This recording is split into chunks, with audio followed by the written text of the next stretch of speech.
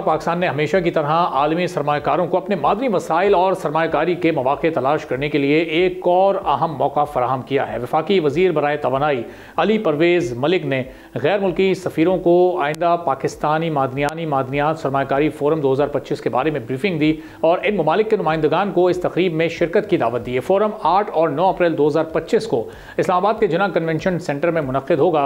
इस फोरम में आलमी वज़रा, मारूफ कॉरपोरेशन, सरमाकार, पॉलिसी साज और सनत के माहिरीन को इकट्ठा किया जाएगा ताकि पाकिस्तान के मादनी ज़खायर की सलाहियत पर बातचीत हो सके। वफाकी वज़ीर बराए तवानाई अली परवेज़ मलिक ने कहा कि पाकिस्तान की गैर मुल्की ज़र मुबादला के ज़खायर तकरीबन 16 अरब डॉलर तक पहुँच चुके हैं, जो 3 माह से ज़ायद की दरामदात को कवरेज फराहम करते हैं। इसके अलावा पाकिस्तान की स्टॉक मार्केट एक नई बुलंद तरीन सतह पर इस वक्त मौजूद है। महंगाई सिंगल डिजिट में आ चुकी है और शरह सूद 22% से कम होकर 12% तक नीचे आ गया है। पाकिस्तान की इस वक्त मादनी दौलत में दुनिया के सबसे बड़े तांबे और सोने के ज़खायर शामिल हैं।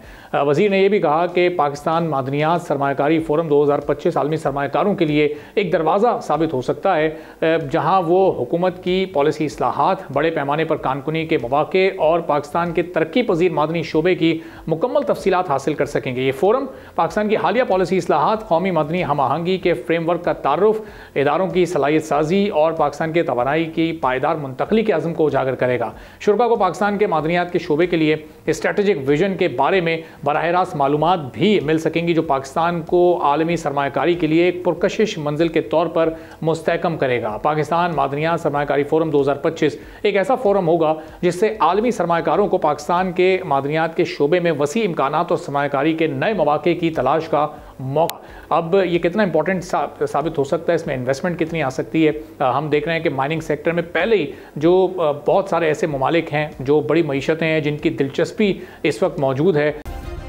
सब्सक्राइब करें और बेल दबाएं ताकि कोई खबर रह न जाए।